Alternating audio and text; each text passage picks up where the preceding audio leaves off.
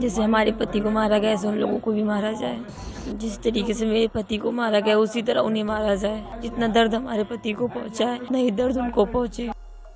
बहराइच में कट्टरपंथियों का आतंक, मृतक के साथ की गई क्रूरता की सभी हदें पार, नाखून उखाड़े, करंट लगाया और शरीर पर किए कई वार।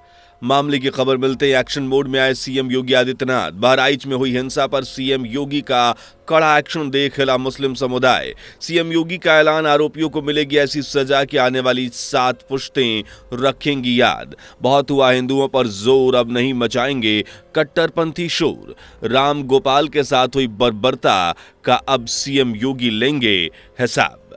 आंखों से बहते आंसू और लाचार होकर जान की भीख मांगते ये लोग। गाड़ियों में तोड़फोड़, मकान दुकान सब कुछ किया आग के हवाले।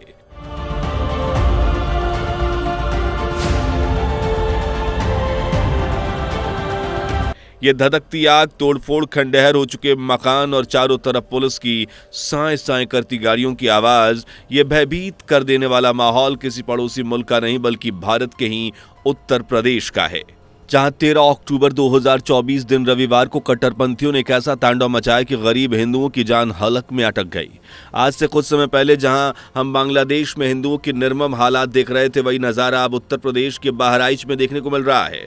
कट्टरपंथियों ने न सिर्फ लाठी डंडे पत्थरों से लोगों को डराया, उनके घरों को जलाया, बहन बेटियों की आबरू के साथ खेलने की कोशिश की, बल्कि कई राउंड फायर भी झोंके, जिसमें 22 साल के युवा की जान चली गई। लड़के का नाम राम गोपाल बताया जा रहा है, जिसके साथ कट्टरपंथी मुसलमानों ने क्रूरता की सभी हदें पार कर दी। उसकी पोस्टमार्टम रिपोर्ट देखकर किसी की भी रूह कांप सकती है। रिपोर्ट के अनुसार राम गोपाल को मारने के लिए करंट लगाया गया, उस पर फायरिंग की गई और इतने से भी जब जल्लादों का मन नहीं भरा तो उन्होंने उसके पैर के नाखूनों को खींच खींच कर उखाड़ दिया।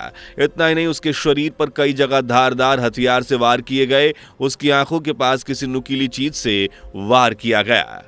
इतनी बर्बरता बेशक कोई इंसान तो नहीं कर सकता। यह काम उन जल्लादों का है जिन्हें मार काट बचपन से ही सिखाई जाती है। शायद यही कारण है कि दुनिया के तमाम देश मुस्लिमों से आज़ादी चाहते हैं।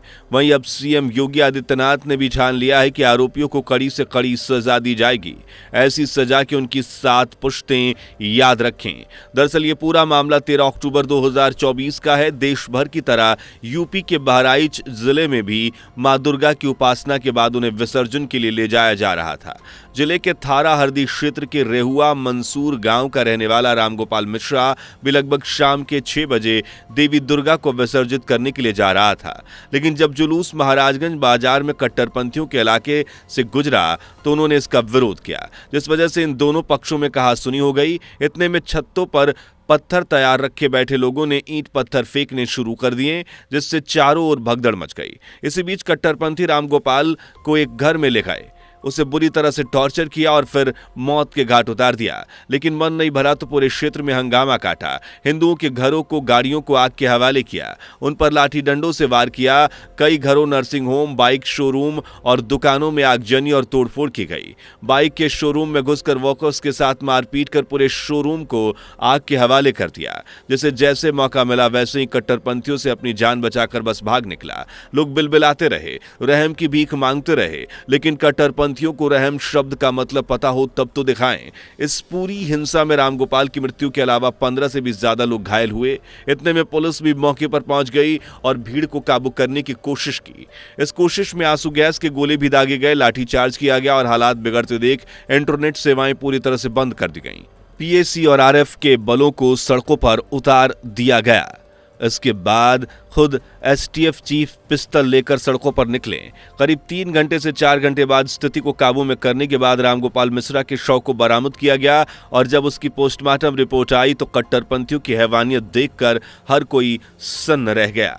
मामले की जानकारी मिलने के तुरंत बाद खुद सीएम योगी आदित्यनाथ ने पल पल की अपडेट ली और पोस्टमार्टम रिपोर्ट में आई है हैवानियत के बाद सभी आरोपियों को कड़ी से कड़ी सजा देने का आदेश दिया। मामले की जानकारी होते ही योगी आदित्यनाथ ने उच्च अधिकारियों के साथ बैठक की और अधिकारियों को उपद्रवियों, अपराधियों को सख्त से सख्त सजा देने की बात कही।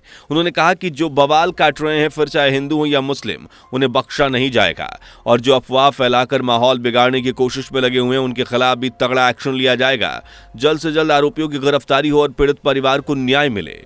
इतना ही नहीं, मामले में लीपापोती और तत्परता न दिखाने के चलते सीओ रुपेंद्र कुमार गौड़ को सस्पेंड कर दिया गया, जबकि इससे पहले ही मैसी चौक इंचार्ज और हरदी के एसओ को सस्पेंड किया जा चुका है। इस पूरे मामले में पुलिस ने अब तक 50 लोगों को गिरफ्तार किया, जबकि 10 लोगों के खिलाफ एफआईआर दर्ज हो चुकी है। इनमें से 6 नामजद हैं, जबकि बाकी के अज्ञात। इसके अलावा खुद सीएम योगी आदित्यनाथ रामगोपाल के परिवार को सांत्वना देने उनके घर पहुंचे और परिवार को सांत्वना देते हुए कहा कि आरोपियों के खिलाफ जल्द से जल्द कठोर से कठोर कार्रवाई की जाएगी। और योगी की कार्रवाई का एक नमूना आप इस क्लिप में देख सकते हैं।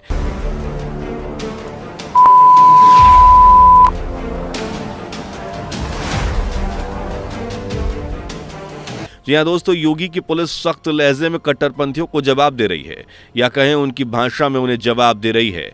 शायद इन्हें हथियारों की भाषा समझ आती है, तो ADG law and order Amitabh Yash हथियारों की भाषा में उन्हें जवाब दे रहे हैं। वहीं सीएम योगी आदित्यनाथ ने बहराइच हिंसा मामले में अल्टीमेटम देते हुए कहा कि उपद्रवियों को बख्शा नहीं जाएगा, एक एक को चुन चुन कर सजा दी जाएगी और ऐसी सजा दी जाएगी कि उनकी 7 पुश्तें भी याद रखेंगी। उपद्रवियों की पहचान के लिए पुलिस जमीन आसमान एक कर रही है, ताकि इस तरह से दोबारा कोई हिंसा करने के बारे में सोच भी ना सके। बता दें कि इस पूरे मामले में आहत हिंदू समुदाय ने भी आरोपियों पर कड़ी से कड़ी कार्रवाई की मांग की है। रामगोपाल का परिवार भी न्याय चाहता है। बेटे के साथ हुई बर्बरता की कहानी जब परिवार तक पहुंची तो सिर्फ परिवार ही नहीं बल्कि पूरा गांव हिल गया कि देवी की भक्ति करने की ऐसी सजा। इसके बाद तो पूरे गांव और आसपास के लोगों ने शव को रखकर जमकर हंगामा काटा। जब उच्च अधिकारियों ने समझाया और जल्द से जल्द आरोपियों को सजा देने की बात कही, तब कहीं जाकर परिवार की जान में जान आई और जाम खुलवा दिया गया। पर अब परिवार और पूरे गांव सहित पूरा हिंदू समाज चाहता है कि जो बर्बरता रामगोपाल के साथ हुई वही आरोपियों के साथ भी हो। जैसे हमारे पति को मारा गया, ऐसे उन लोगों को भी मारा जाए। जिस तरीके से मेरे पति को मारा गया उसी तरह उन्हें मारा जाए। जितना दर्द हमारे पति को पहुंचा है, नहीं दर्द उनको पहुंचे, तब जाके हमारे पति को आत्मा को शांति मिलेगी, तभी हम लोगों को भी शांति मिलेगी। सीएम योगी आदित्यनाथ के ऑर्डर के अनुसार आरोपियों पर न सिर्फ गैंगस्टर एक्ट लगाया गया बल्कि एनएसए की कार्रवाई भी होगी।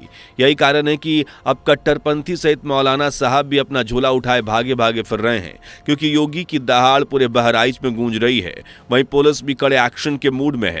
एडीजी लॉ एंड ऑर्डर भी बहराइच का मुआयना कर रिपोर्ट सौंपने के लिए निकल चुके हैं और हो सकता है कि कई दूसरे अपराधियों पर भी लीपापोती की आरोप की गाज गिरे। बता दें कि दोस्तों, बहराइच की कुल आबादी 34,87,731 के करीब है। 2011 की जनगणना के अनुसार इसमें 56% मुस्लिम्स है, जबकि 42% हिंदू।